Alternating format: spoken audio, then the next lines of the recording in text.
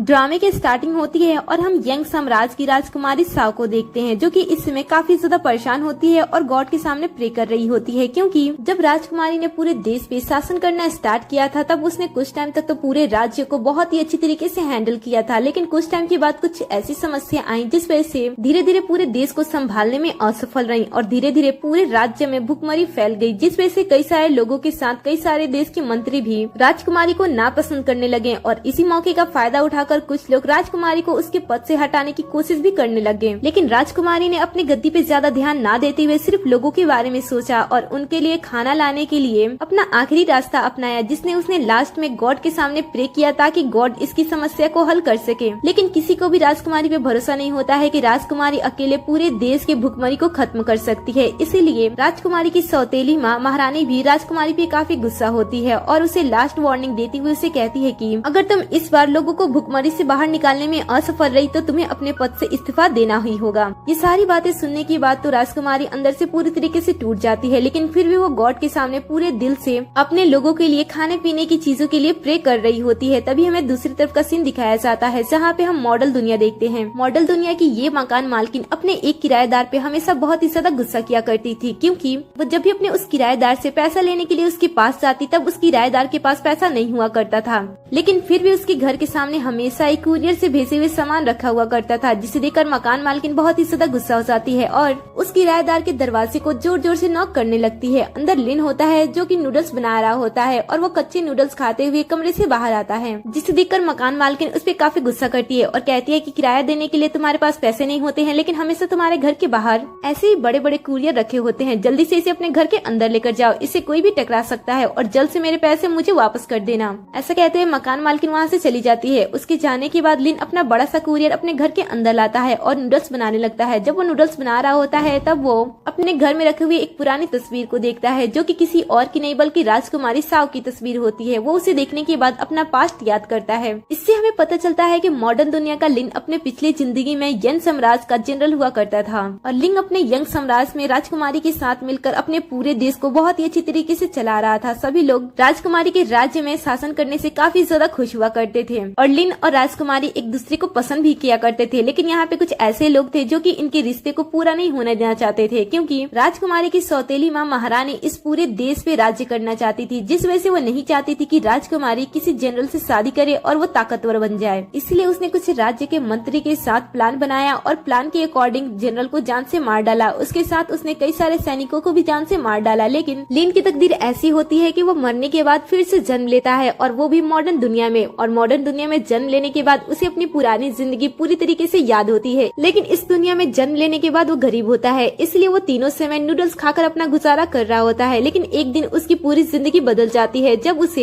एक unknown parcel receive होता है। जब लिन उसे ओपन करके देखता है तब वो एक सैंड टेबल होता है। जब लिन उस टेबल को ध्यान से देखता है तब वो पूरी तरीके से शॉक्ड हो जाता है, क्योंकि ये टेबल हूबहू उसके यंग साम्राज्य के ही जैसा होता है। और जैसे ही लिन उसे और भी ध्यान से देखता है लेंस लगाकर, तब वो वहाँ पे मौजूद सभी लोगों को भी ध्यान से देख पाता है। तभी उसकी नजर राजकुमारी पे भी जाती है, जहाँ पे वो देखता है सभी लोग मिलकर उसे परेशान कर रहे हैं और उसे राज्य छोड़ने के लिए कह रहे हैं। ये सुनकर तो उसे बहुत ही ज्यादा गुस्सा आता है कि उसके मरने के बाद उसकी राजकुमारी के साथ लोग इस तरीके से बिहेव कर रहे हैं। इसलिए वो गुस्से में अपने हाथ में रखा हुआ नूडल्स जोर से प्रेस करता है, जिससे नूडल्स के टुकड़े टुकड़े हो जाते हैं और नूडल्स के कुछ पार्ट उस सैंड टेबल पे जा गिरते हैं, जिससे कि वो नूडल्स के टुकड़े राजकुमारी की दुनिया में पहुंच जाते हैं। यहाँ पे आने के बाद वो नूडल्स के छोटे टुकड़े बहुत ही ज्यादा बड़े हो जाते हैं, जिसे देखकर सभी लोग बुरी तरीके से डर जाते हैं, क्योंकि उन्होंने आज से पहले ऐसी चीज कभी भी नहीं देखी थी। लेकिन राजकुमारी डरती नहीं है, वो उसके पास जाती है और उसे छूती है, उसे महसूस करती है। तब उसे उसके अंदर से अच्छी सी खाने वाली स्मेल आती है, जिसे देखकर उसे ऐसा लगता है कि उसने गॉड से प्रे किया था, इसलिए गॉड ने उसके लिए खाने की चीजें भेजी है। इसलिए वो बहुत ही ज्यादा खुश होती है और फिर नूडल्स को पकाने के बाद वो सभी लोगों में बांट देती है। सभी लोग नूडल्स को खाकर बहुत ही ज्यादा एंजॉय कर रहे होते हैं, क्योंकि नूडल्स उन्हें बहुत ही ज्यादा पसंद आ रहा होता है। लेकिन यहाँ पे एक ऐसा मंत्री होता है जो कि वो देखता है कि उसका प्लान चौपट हो रहा है, इसीलिए वो लोगों को भड़काने की कोशिश करता है और कहता है कि ये महारानी की कोई चाल है जिस वजह से वो हमें फंसाना चाहती है। उसकी बातें सुनने पे लिन को सब कुछ समझ में आ जाता है कि ये सभी लोग मिलकर राजकुमारी को उसके पद से हटाने की कोशिश कर रहे हैं। इसलिए वो राजकुमारी के लिए और भी खाने पीने की चीजों को इकट्ठा करने लगता है और उसके बाद वो कई सारे नूडल्स के पैकेट सैंड बॉक्स पे गिरा देता है, जिससे कि सभी नूडल्स के पैकेट राजकुमारी की दुनिया में पहुंच जाती हैं। नूडल्स इतने ज्यादा हो जाते हैं कि राज दरबार का रसोई घर पूरी तरह से खाने पीने की चीजों से भर जाता है, जो कि ये सुनकर राजकुमारी बहुत ही ज्यादा खुश होती है और कहती है कि अब हमें पूरे साल खाने पीने की चीजों के लिए चिंता करने की कोई जरूरत नहीं है। इस बात से सभी जश्न मना ही रहे होते हैं। तभी यहाँ पे भागते हुए एक सैनिक आता है और राजकुमारी को बताता है कि दुश्मन सेना ने हमारे राज्य को उत्तरी दिशा से घेर लिया है और लाखों की सेना लेकर वो हमारे राज्य पे हमला करने के लिए आ रहा है। जो कि ये सुनकर तो राजकुमारी पूरी तरीके से डर जाती है। दूसरी तरफ जब लिन ये सारी बातें सुनता है तब उसे भी काफी ज्यादा गुस्सा आता है और वो कहता है कि जब तक मैं जिंदा था तब तक तो दुश्मन राज्य ने हमारे राज्य के साथ लड़ाई करने के बारे में तो दूर हमारे राज्य में घुसने की कोशिश भी नहीं की थी, लेकिन मेरे मरने के बाद वो मेरे राज्य और महारानी को नुकसान पहुंचाने के बारे में सोच रहा है। मैं ऐसा बिल्कुल भी नहीं होने दूंगा। इतना कहने के बाद वो प्लान बनाता है और अपने प्लान के अकॉर्डिंग कई सारे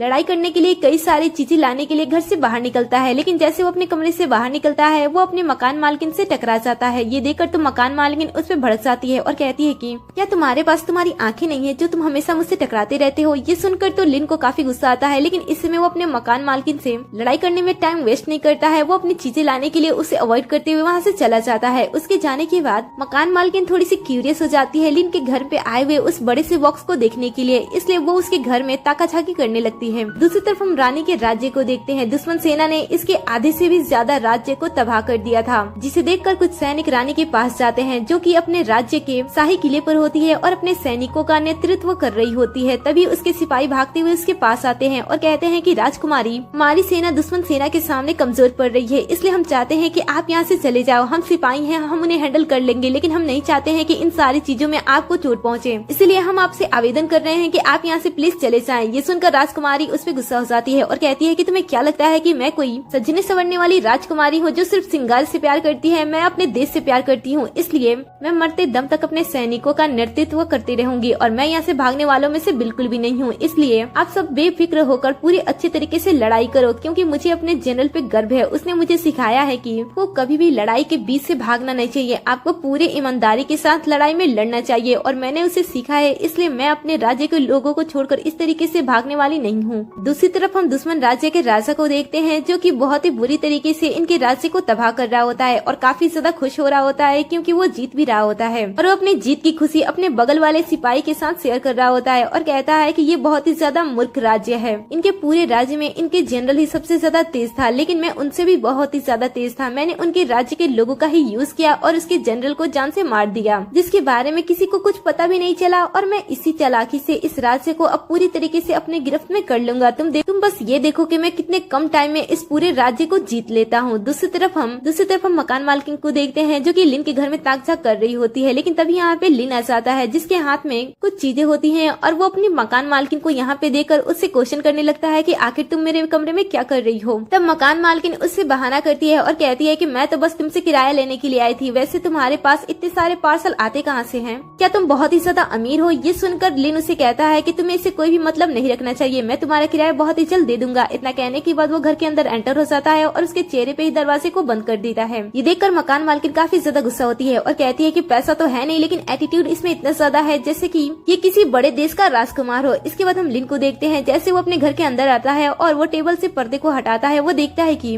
राजकुमारी का तो अब तक आधा से भी ज्यादा शहर तबाह हो चुका है। ये देखकर लिन अपने साथ लाए फ्लेम थ्रोवर का इस्तेमाल करने लगता है। दूसरी तरफ हम रानी को देखते हैं जिसकी हार होते हुए दिखाई दे रही होती है। ये देखकर कई सारे सैनिक राजकुमारी के पास आते हैं और इसे कहते हैं कि हमारे कई सारे सैनिक मारे जा चुके हैं, ऐसा लग रहा है कि हम हारने ही वाले हैं, इसीलिए मैं कुछ सैनिक को यहाँ पे भेजता हूँ, आप उनके साथ तुरंत यहाँ से चले जाना। तभी राजकुमारी देखती है कि दुश्मन सेना का राजा अपने कई सारे सैनिकों के साथ राजकुमारी के किले को तोड़ते हुए अंदर आ रहे हैं। ये देखकर राजकुमारी को बहुत ही ज्यादा बुरा लगता है और उसे भी ऐसा लगता है कि अब वो हारने वाली है। इधर सैनिक उसे यहाँ से जाने के लिए दबाव डाल रहे होते हैं, लेकिन राजकुमारी जाने से साफ साफ मना कर देती है। साथ ही अपने एक सैनिक का तलवार छीन लेती है और अपने गले पे तान देती है और कहती है कि मैं यहाँ से भागने वालों में से नहीं हूँ, मेरे सैनिक यहाँ पे मेरे ही लोगों को बचाते हुए मारे जा रहे हैं और तुम क्या चाहती हो कि मैं यहाँ से भाग जाऊँ? मैं यहाँ से भागने वालों में से नहीं हूँ। अगर जनरल भी आज जीवित होते तो वो अपने राज्य को ऐसे छोड़ के नहीं जाते, अच्छा होगा कि मैं अपने जनरल के पास ही चली जाऊँ। इतना कहने के बाद जैसे वो अपना गला काटने वाली होती है, उसके सैनिक उसे रोकते हैं और उसे समझाते हैं कि उससे ऐसा नहीं करना चाहिए, लेकिन राजकुमारी मानती ही नहीं है। वो फिर से अपने गले को काटने की ट्राई करती है, लेकिन तभी इन सभी को आसमान में कुछ अलग दिखाई देता है, जिसे देखकर राजकुमारी रुक जाती है। दूसरी तरफ हम लिन